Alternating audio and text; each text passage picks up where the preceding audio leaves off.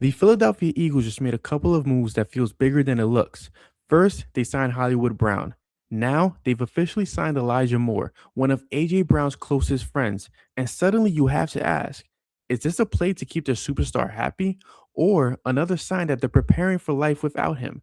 Because if this doesn't work, are the Eagles really ready to move on from AJ Brown?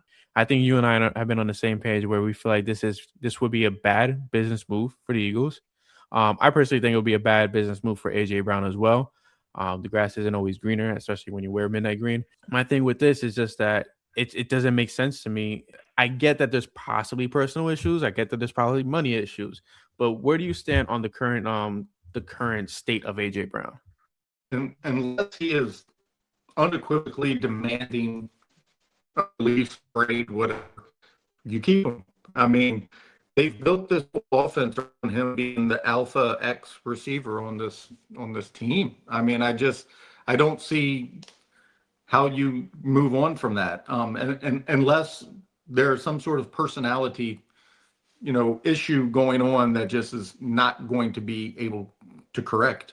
And maybe that's the case, who knows? But that would be the only way I would move on from him. I mean, Howie mentioned it 1,000 times just about how, he's in the market to sign top tier talent, bring it in, keep it, and money, I do think probably plays a little role, but it can't be playing the role that this has caused Mm-hmm. because they would have already just given it to him or whatever. They wouldn't have let this linger to this extent because I get that he's probably done with guaranteed money after 26. They all want guaranteed money longer than that. Everybody does. He goes out there and breaks his leg or ruptures his Achilles or God forbid what anything else that happens and he's never the same guy. Well, the paydays are over. Fans will say, well, he signed the contract. Yeah, well, the way the Eagles operate is they always come to you a year before and extend you if they're keeping you. And when they Mm-hmm. don't, it's an alarm to players. They kind of see the writings on the wall when you're going to the end with them. How many players get to the end, these top tier guys, and then they turn around and re-sign them? Very few. The ones that Mm-hmm. get re-signed are the 1 year guys like Fred Johnson, like Marcus Epps. It's very unusual of what Dallas Goedert's doing, where he just keeps coming back for a year and a year. And he's also taking that less money, by the way. He wants to be there. He wants to retire. And I just, like I said, I can only go by what I've been told. He has unequivocally stated over and over again to me, you, anybody else who's been in there, that Philadelphia is his home. He doesn't want to leave. So I'm going to take him at his word. If it's something beyond that going on, I hear rumblings, you hear rumblings, but I never hear it from anybody that can substantiate it as truth. So I don't perpetuate the stuff that I hear. I'm just going to take him at his word. And that being said, I know your follow up question is who would replace him if they get rid of him. Let's go down So the rabbit hole. Why not? right. I mean that's the issue though, right? There's not many guys that are like him. Mm-hmm. So are the Steelers going to give you DK Metcalf? He kind of looks like him. He's got the same build. He plays the same bully ball kind of football, but he's probably going to cost a haul. What's the point of getting rid of AJ Brown for a first if you're turning around and flipping it to the Steelers for Metcalf? Mm-hmm. And then you have Brian Ayuk, who is apparently Brandon. Brandon, yeah, apparently completely out of favor in San Francisco.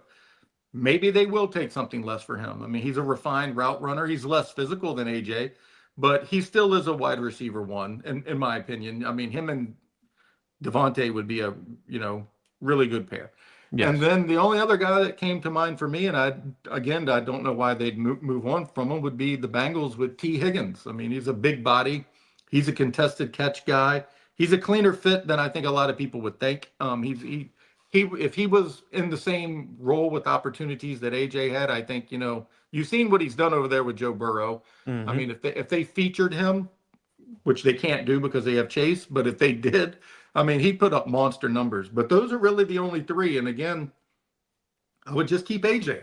I mean, and for me, it seems like I'm trying to search for his clone, and if that's the case, I might as well just keep. And I think that's the concern, right? And I've been racking my brain on how do you replace AJ Brown with an AJ Brown, right? And it doesn't exist. It's just not there. Like there's not many AJ Browns that grow on the tree, and I think people are underestimating that. The Eagles have not been a good team when it comes to wide receivers and drafting wide receivers until Devontae Smith. I think people forget about JJ Arcega-Whiteside. If people forget about the weird obsession over Jalen Rager that he ended up being the pick over Justin Jefferson. The Eagles were not good at drafting wideouts. And Devontae Smith was the first time that they hit on it because they went after a guy with a proven talent and they pulled the trigger finally. When I think about adding a wide receiver to fill in a safe role in this offense, right, as opposed to filling the AJ Brown role, I'm thinking of a guy like Juwan Jennings, who's currently a free agent, just because he's a good blocking wide receiver. He's a proven talent. He's not a game-changing wide receiver, but we know he can make he has a good catch radius. We know he can make big-time catches, especially on third down. He's used to the pressure. And, playing with the 49ers, I think it's huge. Oh, wow. Breaking news. The Eagles have just signed Elijah Moore to a 1-year contract. Speaking of wide receivers, wow. How do you feel about that one? That's an odd one. I didn't see that one coming. I've heard nothing about that. Not too much that they do comes out of left field. That's coming out of left. I haven't really put a lot of thought into that. I'll focus on Juwan Jennings. So my notes here, Jennings, I feel like he's a tone setter. He plays wide receiver like a tight end. He's a good blocker, which we know they're gonna need that because it's gonna be a run first offense. And on top of that, I feel like he operates well in space, which is what we want Devontae Smith to do and what we want Hollywood Brown to do and what you would want a third wide receiver and Dallas Goedert to possibly do as well. And I feel like this offense is going to want their players to make plays in space as opposed to the previous offense where it was kind of just, beat your guy and catch the ball kind of thing. But I feel like, he's not a wide receiver one. He's a good complement player, and he's a guy that has I feel like he's a bit of a ceiling still. Hasn't fully, hit his potential. He had over 600 receiving yards, I believe, last season, and the year before that, he had close to 900. So he's putting up numbers. He's not putting up eye-popping numbers, but the kid has been efficient in an offense that once featured Deebo Samuel, Brandon Ayuk, George Kittle, CMC, Christian McCaffrey. Like, the guy has been a bright spot for them, and I feel like in Philadelphia, depending on now what they're going to do with Elijah Moore, damn, I feel like this kind of throws everything for a whirlwind right now because, they've added Elijah Moore. They've added Hollywood Brown. He barely played at all last year with Buffalo, if I'm thinking of the same guy. I mean, hasn't been the same since the Jets, I feel like. The moment that he moved him, I think it was to Cleveland. More, again, let's go back to the Jalen Rager draft, right? Everybody was obsessed with Jalen Rager. He was a guy. He was a speed threat. I feel like Elijah Moore had that same idea when it came to fans and to scouts, where he was going to be this big playmaker, and he just kind of fell short of it. Yeah, I think this signing says more about like what they did with Hollywood. This is a backup for Hollywood Brown more than anything else, in my opinion. That it's kind of showing how important that element of having that third receiver with speed probably is, and it also probably tells you how weak they viewed the bottom of that wide receiver room. It was not a good floor. The ceiling was great with Devontae and AJ, but the floor not so much. So it looks like competition to me. I mean, like I said, I think the guy's like 5'10", 180. I mean, he is not AJ Brown. So, but he is fast. So I think again, it's just, to me, just showing how they're valuing that element to their game this year. Yeah, Elijah Moore last year with the Bills, 9 games, 112 receiving yards, 9 receptions. The year before that with Cleveland, 538 receiving yards, 61 receptions. I think I agree with. I know I agree with you. Like, this is obviously not a needle mover. This is somebody that's probably going to be worst comes to worst a cam body, and it doesn't make the roster for all we know because they don't really carry that many wide receivers to begin with. And just give them speed. Yeah, it's an element that they didn't have on the roster. That's why they went out and got Hollywood. They didn't have that guy. So then sweeping Elijah Moore under the rug and going with my thought process, I think Juwan Jennings is my guy. Let's focus on the draft, right? Because I think the draft is the biggest question mark of them all. Who's a difference maker for you in the draft that the Eagles need to target if they do move on from AJ Brown? I'll get to Jordan Tyson, who I think is probably most people's favorite receiver in that draft, but mine is Carnell Tate. I think he's the cleanest fit too. He's kind of like a complement to Devontae Smith. He's not a diva like ex-receiver. He's strong, reliable hands, low career drop rate, elite body control. He tracks deep balls well. His yards per route ran were one of the highest in this draft class. He had like a 69% contested catch rate for his career. Important for the Eagles, he's willing and capable blocker. He's a bit of a thinner frame, which could be a concern. His limited touchdown production prior to 2025 probably is causes some alarms with some people, but polished route runner, wins with timing and precision, plays quiet toughness despite his size, which is again why he kind of reminds me a little bit of Devontae Smith. And Omar Cooper Jr. is probably my favorite receiver. Also, Mhm. like if I for their range, because I think Carnell Tate's going to go too high. I feel like a lot of people have been downplaying Omar Cooper. How do you feel about him? Yeah, I mean he's shifty with the ball in his hands, excellent contact balance. Another guy with the low drop rate, ball security, zero career fumbles, 20 receiving touchdowns over the last 2 seasons. He forces missed tackles, which is great for the Yak. He plays a lot of slot, which is so does Smitty. Most people Mhm. always view him as an outside boundary, but he plays a lot of slot too. The the worry, I mean, but you can nitpick all these guys, is that his production kind of varies game to game. It's not like, constant. His speed, is maybe not elite, but in the way that they're doing this offense, I don't think that that's necessary. But and then again, Jordan Tyson, but again, I think he just gonna go too high. I didn't put a lot of my time into Carnell Tate and Jordan Tyson just because I just don't see them having a top 10, 12 pick. But Tyson, no, I mean, if healthy, which is a big if, which is another, red flag as far as Mhm. drafting somebody that high, but explosive, twitchy athlete, creates separation, burst, big playability every time he touches the ball in space. He's just like an ultimate weapon.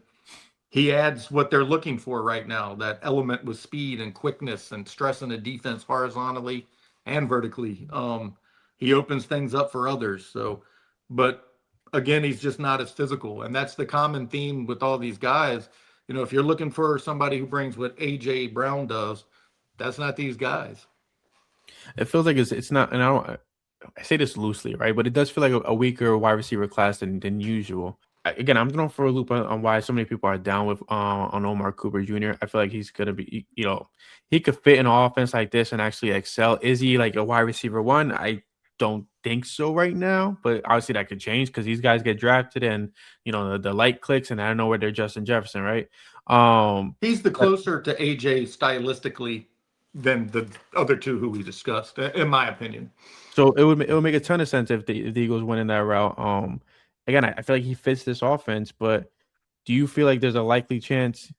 I, and I think I text this to you, right? I don't think the Eagles would add a wide receiver in the first round, and it scares me because if they do move on from AJ Brown, like that, to me that has to be the move. But seeing how he has worked over the years when it comes to drafting guys that we believe they need, he doesn't draft them. He drafts the guys that he knows he needs, and that's why he sits in the chair that we don't sit. Yeah, he's always looking a year or two down the road. I mean, and that's how he's kind of stayed ahead of the curve. That's also why last year's draft was so different, and maybe why it didn't have the production as far as snaps during the season as his previous drafts, because he grabs Jahad Campbell, who was playing great until N'Kobe Dean came back, but he Mhm. just couldn't fill that role. So it was the first time, an off-ball linebacker had been selected in Philadelphia since like 1979. It wasn't just Howie. It was just nobody there did that. Mhm. And following it up with another position, that they don't value normally as much was Andrew Makuba in round two. And, he was a little light, a little underweight, and those were the concerns. And then he got hurt and missed the rest of the year. So he kind of did some unhowy things, I think, Mhm. last year. So I'd be surprised if he doesn't go back to more of his like core beliefs, in my opinion. But if you see them take someone like Cooper in round one, then Andrew Schefter is just downplaying that they already have a handshake deal because there'd be no other reason to do Yes, that. and I completely agree with that. And so it's a good insurance plan that they have, right? If you get the guy that you want in round one and it's a wide receiver, then you can move on from AJ. But if you don't get the wide receiver you want, I'll be damned if they move on from AJ Brown and lose a season. Like you don't want to lose, Saquon Barkley in his prime, Devontae Smith, Jalen Hurts in their prime, and waste it away because AJ and whatever is going on got into their feelings and broke up this unit. Jalen Hurts is going to look to be extended again in a year. Do you think he's going to want to stick around with the team that's not giving him the weapons, especially when he took less money so they'd have more to spend on said weapons?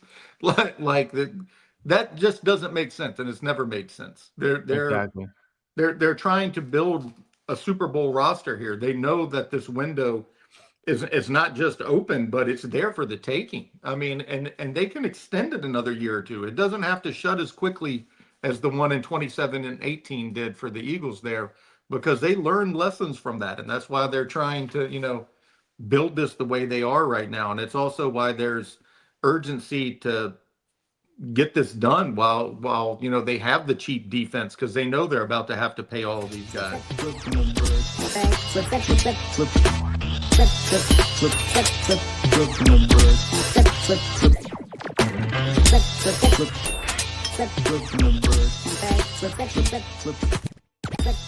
Flip.